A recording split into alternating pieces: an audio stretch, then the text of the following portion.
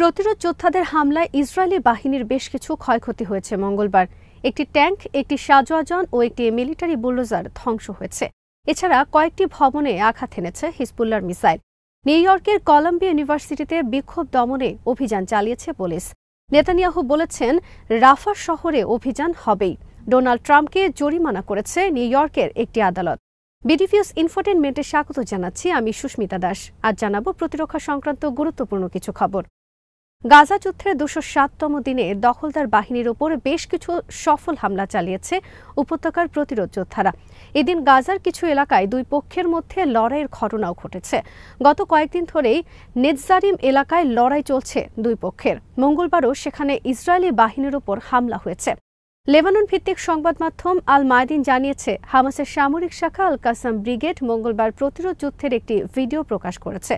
ছোট্ট ভিডিওতে গাজার বেইত হানুন এলাকায় দখলদার বাহিনীর একটি মিলিটারি বুলডোজার ধ্বংসের দৃশ্য রয়েছে।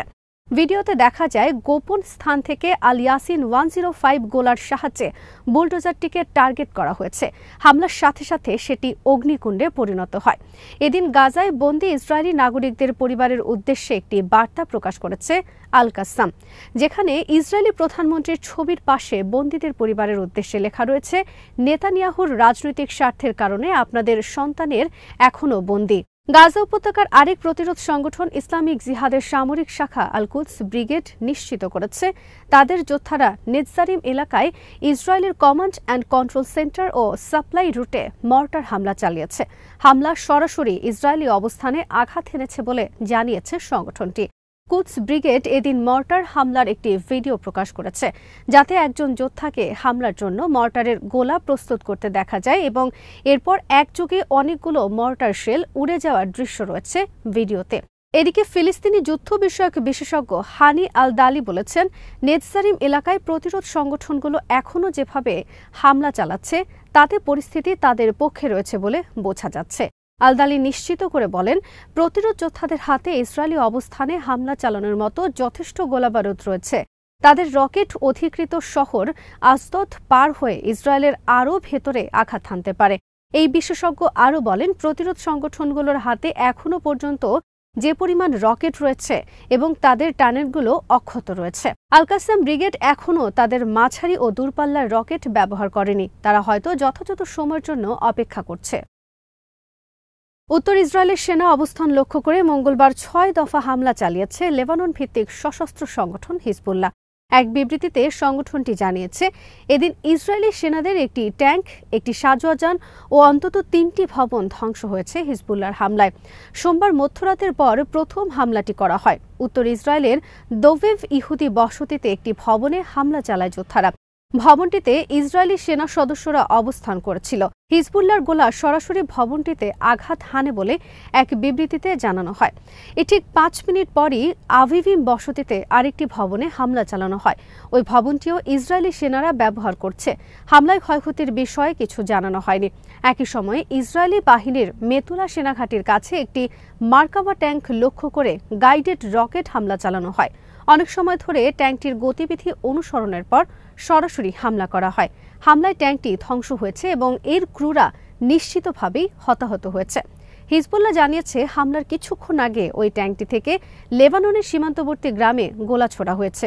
একই সময়ে মেতুলা বসতির দেয়ালের পেছনে একদল ইসরায়েলি সেনার অবস্থানের ওপর রকেট হামলা চালানো হয়।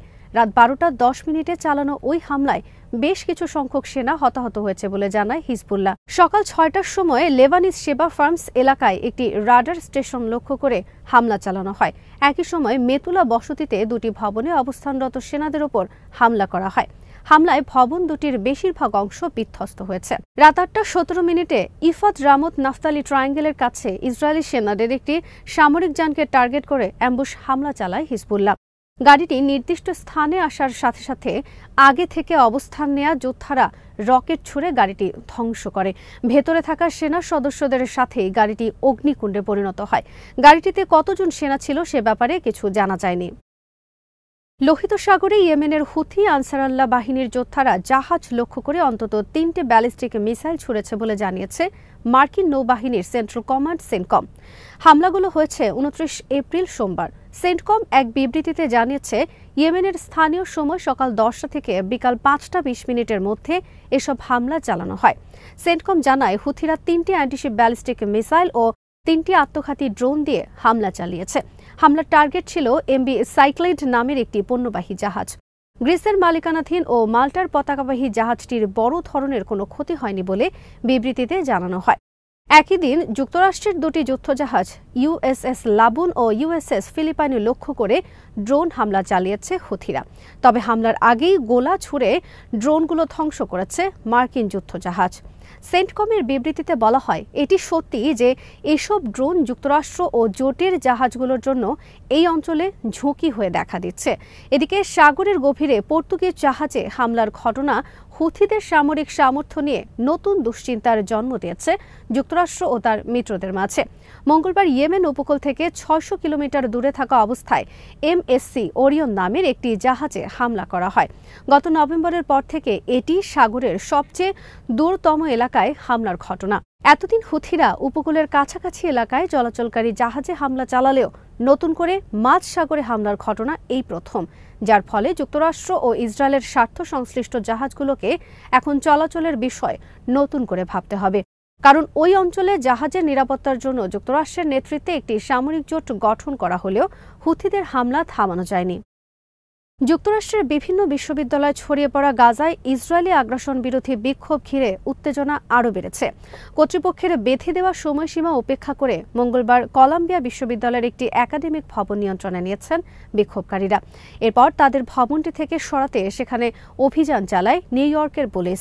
স্থানীয় সময় তখন মঙ্গলবার সন্ধ্যা। বিবিসি জানিয়েছে, পুলিশ ক্যাম্পাসে প্রবেশ করার কিছুক্ষণের মধ্যে তাঁবুগুলো সরিয়ে ফেলা হয়েছে। এ সময় কতজন গ্রেফতার হয়েছে তা স্পষ্ট নয়, তবে কয়েকটি পুলিশ বাস ক্যাম্পাস থেকে বের হয়ে গেছে এবং সেগুলোতে গ্রেফতারকৃত শিক্ষার্থীরা ছিল বলে মনে করা হচ্ছে। কোনো কোনো সংবাদ মাধ্যম গ্রেফতারকৃতদের সংখ্যা কয়েক ডজন বলে উল্লেখ করেছে। বুধবার এই রিপোর্ট লেখা পর্যন্ত ক্যাম্পাসে পুলিশি অভিযান চলছিল। এর আগে মঙ্গলবার দিনের শুরুর দিকে কলাম্বিয়া বিশ্ববিদ্যালয়ের একটি একাডেমিক ভবন দখল করে নেন বিক্ষোভকারীরা। গেট বন্ধ করে ভেতরে অবস্থান নেন তারা। ভবনের জানালা দিয়ে হিন্স হল নামের একটি ব্যানারও ঝুলিয়ে দেন বিক্ষোভকারীরা। গাজায় ইসরায়েলি হামলায় নিহত 6 বছরের শিশু হিন্দ রজবের সম্মানে ভবনটির হিন্স হল নাম দেওয়া হয়েছে। বিক্ষোভের কারণে বিশ্ববিদ্যালয়ের কর্তৃপক্ষ যখন শিক্ষার্থীদের বিরুদ্ধে শাস্তিমূলক ব্যবস্থা নিতে শুরু করেছে, তখনই এই ঘটনা ঘটল। কর্তৃপক্ষ তাঁবু সরিয়ে নিতে এবং বিক্ষোভ বন্ধ করতে গত সোমবার পর্যন্ত সময় বেঁধে দিয়েছিল। নির্দেশ না মানলে ব্যবস্থা নেওয়ারও হুঁশিয়ারি দিয়েছিল কর্তৃপক্ষ। তবে কর্তৃপক্ষের বেঁধে দেওয়া সময়সীমা উপেক্ষা করে এদিন প্রায় 300 শিক্ষার্থী ক্যাম্পাসে বিক্ষোভ করে। শিক্ষার্থীদের দাবি, বিশ্ববিদ্যালয়গুলোকে গাজায় ইসরায়েলি হামলায় সমর্থন দেয়া ব্যক্তি ও প্রতিষ্ঠানগুলোর সঙ্গে সম্পর্ক ছিন্ন করতে হবে। গাজায় অবিলম্বে যুদ্ধবিরতির দাবিও জানিয়েছেন শিক্ষার্থীরা। পাশাপাশি আন্দোলনরত শিক্ষার্থীদের বিরুদ্ধে শাস্তিমূলক ব্যবস্থা না নেওয়ার দাবি তোলা হয়েছে। এ বিক্ষোভে প্রায় 190টি পরামর্শক সংগঠন তাদের সমর্থন ব্যক্ত করেছে। সংহতি জানানো সংগঠনের মধ্যে রয়েছে ধর্মীয়, নাগরিক অধিকার ও প্রগতিশীল ভাবধারার সংগঠনগুলো।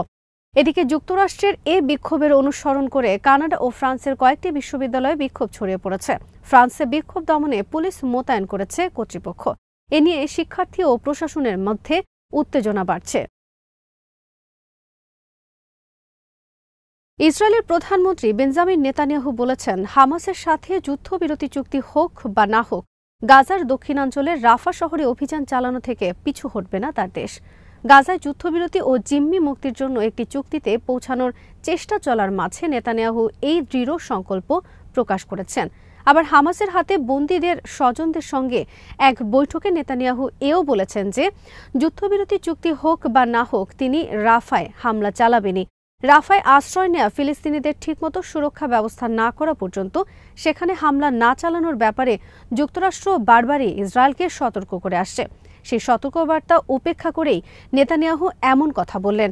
ইসরায়েলের হামলা থেকে বাঁচতে গাজার জনসংখ্যার অর্ধেকেরও বেশি ফিলিস্তিনি রাফায় আশ্রয় নিয়েছেন। সেখানে ইসরায়েল স্থল হামলা চালালে বিপর্যয় ঘটার আশঙ্কা আছে। বিবিসি জানায়, ইসরায়েলের পররাষ্ট্রমন্ত্রী কার্টস কিছুদিন আগে টিভি চ্যানেল 12-কে বলেছিলেন, চুক্তি হলে আমরা রাফা অভিযান স্থগিত করব। কিন্তু মঙ্গলবার নেতানিয়াহু জোর দিয়ে বলেছেন, রাফায় সব লক্ষ্য অর্জন না হওয়া পর্যন্ত যুদ্ধ চালিয়ে যাবে ইসরায়েল।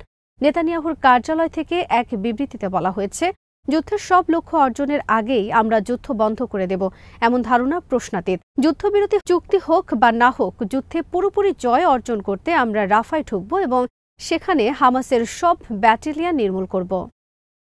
ফৌজদারি ঘুষ মামলা বিষয়ে আদালতের আদেশ লঙ্ঘনের দায়ে সাবেক মার্কিন প্রেসিডেন্ট ডোনাল্ড ট্রাম্পকে জরিমানা করেছে নিউ ইয়র্কের একটি আদালত।